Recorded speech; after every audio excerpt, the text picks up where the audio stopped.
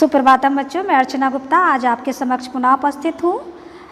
संस्कृत दीपिका का पाठ 9 में जो संधि दी गई है उसके बारे में समझाने के लिए।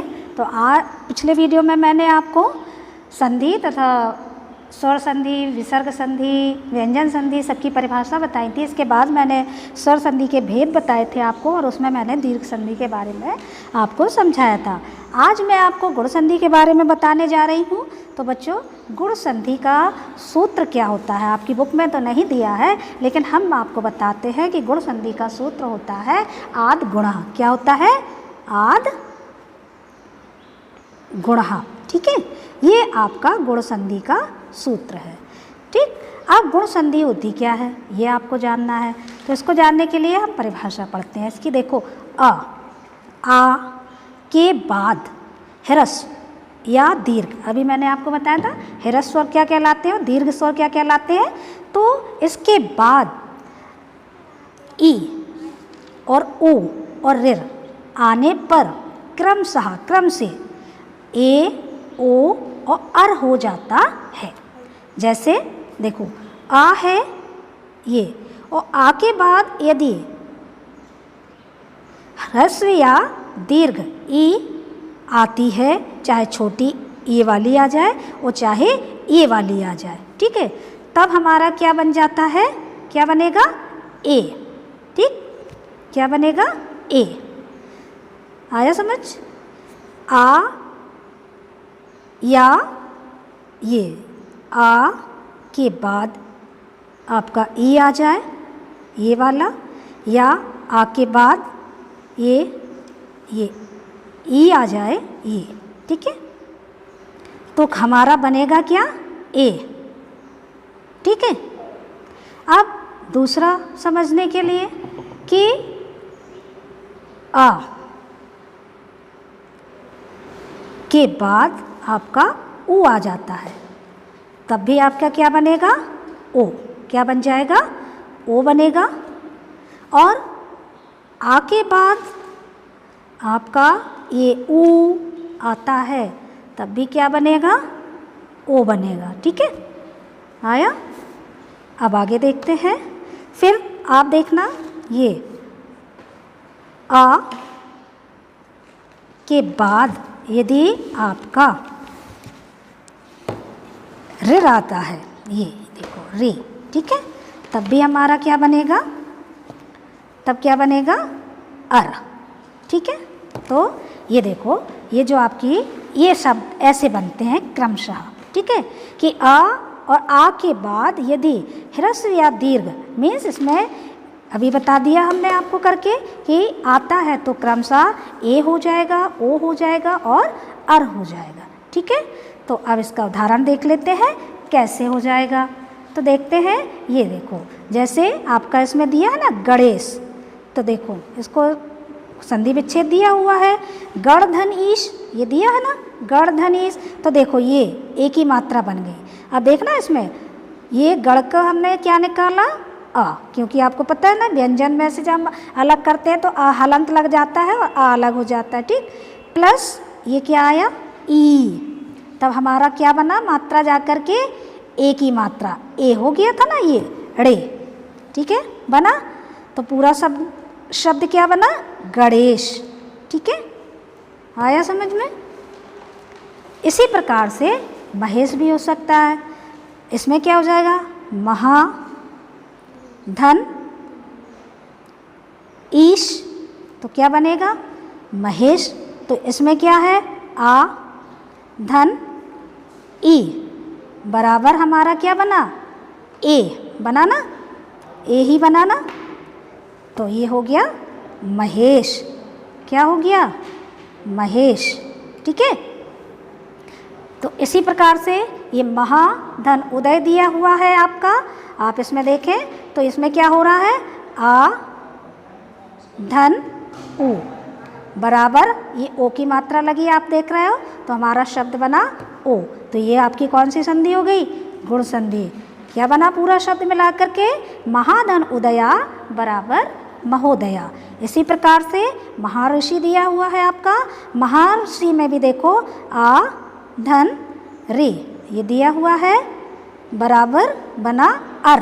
देखो बोलने में लग रहा है ना महर, महर्षि अर निकल रहा है, तो ये जो बना अर ये आपकी हो गई गुण संधि। तो ठीक है बच्चों, समझ आया आपको। अब हम आगे चलते हैं, आपको समझाने के लिए यण संधि समझाते हैं आपको। तो यण संधि में थोड़ा सा अलग है, इनके वर्ण अलग बनते हैं, ये इनको याद करना पड़ेगा आपको। तो सबसे पहले देखते हैं यण संधि होती क्या है। तो यण संधि में है क्या, आपका दिया है ह्रस्व या दीर्घ। अभी आप समझा ही दिया हुआ कि ह्रस्व और दीर्घ क्या होता, ई उ ऋ के बाद कोई असमान, उससे अभी तक आपने देखा मिलता जुलता, लेकिन अब क्या है असमान, जो मिले जुले ना। स्वर आने पर जैसे आ है तो ई आ जाए, ओ और ए ओ जो भी आ जाए वो, ठीक है।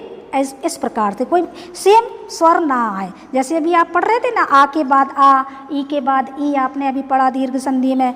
लेकिन इसमें क्या है असमान स्वर, असमान स्वर आने पर ये जो ई होता है इसका आपका क्या बन जाता है, ई का या बन जाता है। ये ई का क्या बनना है या, और ऊ का क्या बन जाता है वा अद, ये ठीक है। और ये जो री ऋषि इसका क्या बन जाता है र, ये हलंत वाला, ठीक है। तो ये बनते हैं, इनको आपको याद करना पड़ेगा कि ई का या, उ का वा और ऋ का र, ये बनते हैं आपके यण संधि में जब कोई ह्रस्व या दीर्घ स्वर के बाद कोई असमान स्वर आता है तब, ठीक है। तो वहाँ पर आपकी क्या हो जाती है यण संधि। तो यण संधि के उदाहरण देख लेते हैं। यण संधि का उदाहरण है, सबसे पहला आपके में दिया है यद्यपि, ठीक है। तो हमने इसका देखो यद्य, ये जो द्या जो बना हुआ है, आपको पता है ना कि ये दो वर्णों के मेल से ही बनता है, दा ये और धन या, तभी तो हमारा ये विद्या वाला ये द्या बनता है ना ये। तो इसमें देखो ये आया ना है, अब देखो तो ये यद्यपि जो है आपका, तो ये क्या बना यदि, दा लग निकल गया, इसमें ये लग गई आपकी यदि धन अ पी, ठीक है। तो ये क्या है ई, आपका असमान स्वर क्या रहा यदि, ई निकल रहा ना, तो ई धन आ। देखो अब ई के बाद ई नहीं है, असमान है। ई के बाद यदि ई होती तो समान हो जाता, लेकिन ई के बाद आ है तो ये असमान स्वर हो गया। तो यहाँ पर हमारा क्या बना या, ठीक है, यद्यपि, ठीक है। तो ये आपका हो गया यद्यपि। इसी प्रकार से और भी संधि है, इसमें आप देख लेना। फिर आपका दूसरा इसमें दिया हुआ है क्या, या हम देखें प्रत्यांतर, इसका ही आपको एक यदि उदाहरण दें तो देखिए दूसरा आपको समझाने के लिए, लेकिन आपकी क्लास अभी बहुत छोटी है, आपको समझने में थोड़ी सी दिक्कत हो रही होगी, है ना। लेकिन फिर भी थोड़ी हम समझाने की कोशिश कर रहे हैं, हो सकता है आपको अच्छे से समझ में आ जाए। एक शब्द है आपका प्रत्यांतर, क्या है प्रत्यंतरः। ये जो शब्द है आप देखो, इसमें देखो ये आधा ता है और या बना दिख रहा है आपको, है ना। तो जब हमारा ये कैसे बनेगा, जब हमारा ई आएगा इधर, है ना, जब हम करेंगे इसका विच्छेद करेंगे तो क्या बनेगा प्रति धन अंतरः, क्या बनेगा अंतरः। तो देखो इसमें भी ई के बाद ही असमान स्वर आया, ये आ, तो हमारा क्या बना यहाँ पर या, ठीक है। तो ये हो गई आपकी यण संधि। इसी प्रकार से इसका दूसरा उदाहरण देख लेते हैं। इसका दूसरा उदाहरण है आपकी, इसमें दिया है अनभवत, ये दिया है ना अनभवत। तो ये देखो वा वक्का जो इसमें बना है ये कैसे बना था, तो इसमें देखो अनु धन अभवत। तो ये अनु का हमने ऊ लिया ना, अनु का हमने क्या लिया ऊ, और अभवत का अ। तो देखो ये असमान स्वर हो गए, और बीच में हमारा वर्ण कौन सा बना वा, ठीक है, ये बना ना। इसी प्रकार से तो ये अनभवत हो गया, ये आपका अनुधन अभवत, तो अनभवत, ठीक है, ये आपकी संधि बन गई, ये शब्द बन के तैयार हो गया। इसी प्रकार से इसी का उदाहरण हम देखते हैं। तो एक शब्द और है इसका स्वागतम या स्वागत, ठीक है, स्वागतम, ये आपकी संधि है। देखो तो इसको हम कैसे करेंगे, सु धन आगतम, है ना।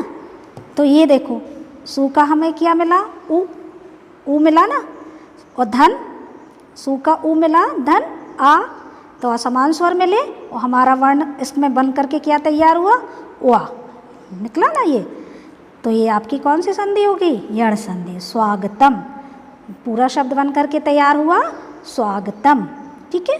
इसी प्रकार से आपका तीसरा उदाहरण इसमें दिया हुआ है, क्या दिया हुआ है, पित्राज्ञा, ये शब्द दिया है पित्राज्ञा। तो हमारा विच्छेद क्या बना, संधि विच्छेद, पित्र। तो देखो इसका क्या निकला, रि निकला, रि ऋषि वाला, पित्र, धन आज्ञा। तो ये भी आपका देखो असमान स्वर हो गया ना, आ। तो अब हमारा क्या बना, यहाँ पर क्या बताया था, र, ये देखो पित्र, र आ रहा ना बोलने में, ये तो पित्राज्ञा, ये आपका शब्द पूरा क्या बनकर तैयार हुआ, पित्राज्ञा, ठीक है। तो ये आपकी यण संधि हो गई, ठीक है।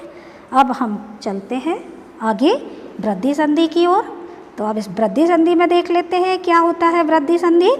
तो बच्चों वृद्धि संधि में है आपका, इसका सूत्र होता है वृद्धि रेचि। क्या होता है, वृद्धि रेचि।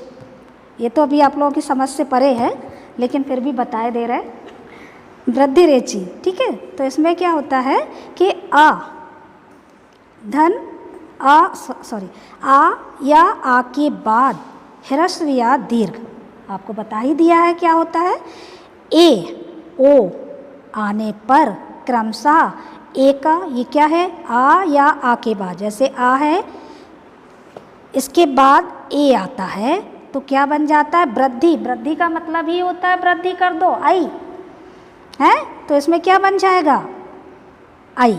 अभी गुण में बना था ए और ओ, लेकिन वृद्धि में हम वृद्धि कर देते हैं तो क्या बन जाता है, आई, ओ, ठीक है। ये तो ये बनता है। हाँ, तो अब दूसरा, जैसे ये आ प्लस आपका क्या आ जाए, दीर्घ भी, जैसे ये आ जाए, ये, ठीक है, आए, ठीक है, तब भी आपका क्या बनेगा, ये आए, ठीक। तो ये देखो आपका उदाहरण, पहला उदाहरण देखते हैं, इसमें आपका दिया हुआ है। तो ये क्या दिया हुआ है देखते हैं, ये दिया है तत्र एव, देखना इसको अच्छे से देखना, तत्र एव, इसमें देखो आए, वृद्धि हो गई ना मात्रा में, तो इसका क्या बना, तत्र धन, ये देखो तत्र धन, ये क्या है, एव, एव है ना।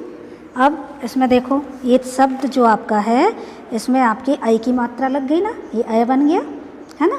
तो ये देखो आ धन ए बराबर बना क्या, आय, हुआ ना, तो ये बन गया तत्र, ठीक है।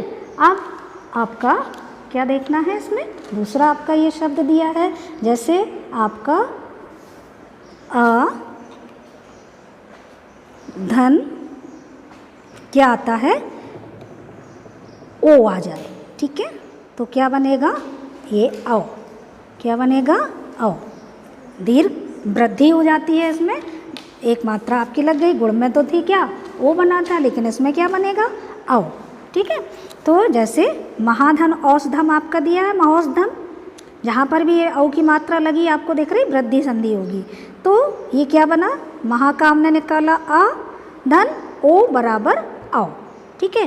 तो ये आपका बन गया महाऔषधम, है ना। तो महोषधम इसको पढ़ेंगे, क्या पढ़ेंगे, महोषधम, ठीक है।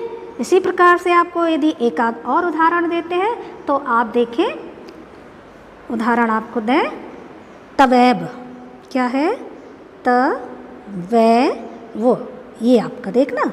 तो ये इसका विच्छेद क्या बनेगा, तव धन एव, ये हुआ ना। तो अ धन ए बराबर क्या बनेगा, अय बना, ठीक है, अ इसका लेंगे और धन ए बराबर अय, तो ये बन गई ना, तो पूरा शब्द क्या बना, तवैव। ठीक है, तो इसी प्रकार से आप दूसरा एक और उदाहरण यदि हम आपको दें तो देखते हैं, एक उदाहरण और देते हैं।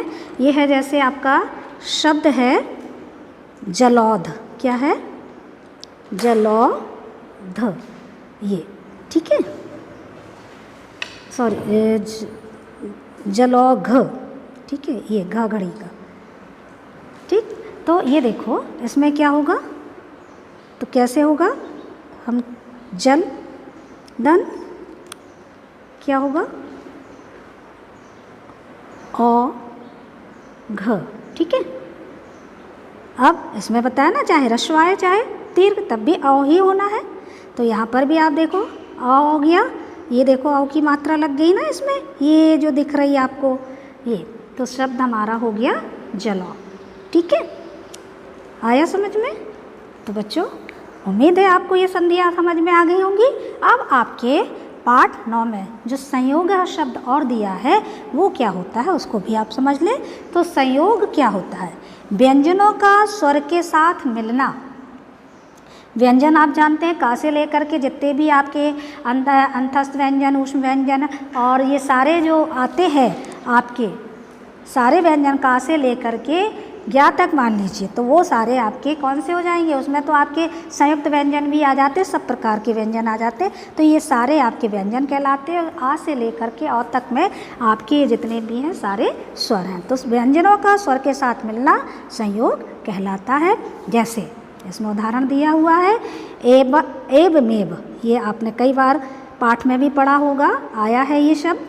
तो एब मेब, तो इसका क्या बनता है, एवं धन क्या बनाया, एब। ठीक है ना, तो ये देखो माँ जो आपका शब्द है, माँ सॉरी वर्ण है, जो आपका माँ वर्ण है वो आपका क्या है, व्यंजन, व्यंजन है ना। और ए ये क्या है, स्वर, ये आपका मिल रहा है तो ये क्या कहलाएगा, संयोग। ठीक है, यही आपका संयोग कहलाता है, जब व्यंजन का स्वर के साथ मेल हो जाता है। ठीक है बच्चों, उम्मीद है आपको ये समझ में आ गया होगा, संधि संयोग सब कुछ। अब अगले वीडियो में फिर मिलते हैं, तब तक के लिए धन्यवाद, नमस्कार।